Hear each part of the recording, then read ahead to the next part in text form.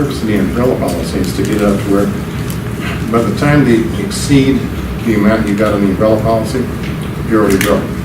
So if you've got $1 million worth of stuff, you got to have at least $1 million worth of umbrella insurance. And again, you got more insurance as your net worth increases. So they start out, I think, at $500,000 as the minimum. So you got to have your 100,000 basic. It's a $500,000 policy, means they're only covering 400,000. And then it goes up from there. As your net worth increases, you should have more. But the big thing is, this is going to cover you in those areas that you didn't think about. It's a general liability policy to cover you in all the things you do in your life. Make sense? Let's see, what else we got? Couple specials.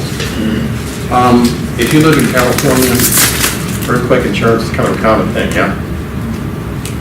What about Virginia? But we have earthquakes in Virginia, don't we? Earthquake, flood, hurricanes. You need to take a look at your insurance policy on your homeowners and renters policy and find out just what is covered and what isn't. Decide if you want to add a floater for a specific incident. For instance, after we had that earthquake, I did add a floater to my homeowner's policy. So I'm now covered against an earthquake. It didn't cost a lot because they aren't common here. But since I do have them, I want to make sure I have coverage. Something else to think about. Renter's insurance, that covers basically everything inside the walls. The homeowner's policy covers the walls, foundation, the roof, the whole thing. If you're renting, you don't need to cover the foundation, the walls, the roof, or any of that. You just have to cover everything inside the walls. Not necessarily the kitchen cabinets, but all the stuff inside the kitchen cabinets. You've got to cover your electronics, cover your furniture, cover your personal possessions, your clothing. So the renter policy is typically a lot cheaper than the homeowner's policy. But they have some of the same features. You want to make sure you understand what the limits are. Like, is that jewelry limit $1,500? Do you have jewelry worth more than $1,500? You might need to add a floater on there. So you need to find out exactly what you cover. Oh, home office.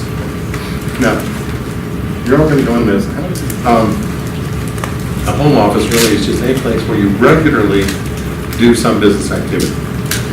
Now, as if you're doing work at home, you have a standard homeowner's policy. If anything happens while you're working at home, they can exclude that from your coverage. Just like if you drive your car. If you drive your car to and from work, that's covered under your standard policy. But if you let's say, even just once a week, because of your job, you have to go to the post office and do something at the post office, come back.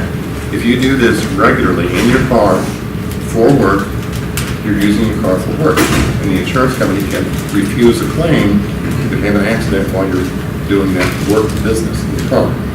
Same thing for your home. If you're doing work regularly in your home, they refuse to cover at least that portion of your home.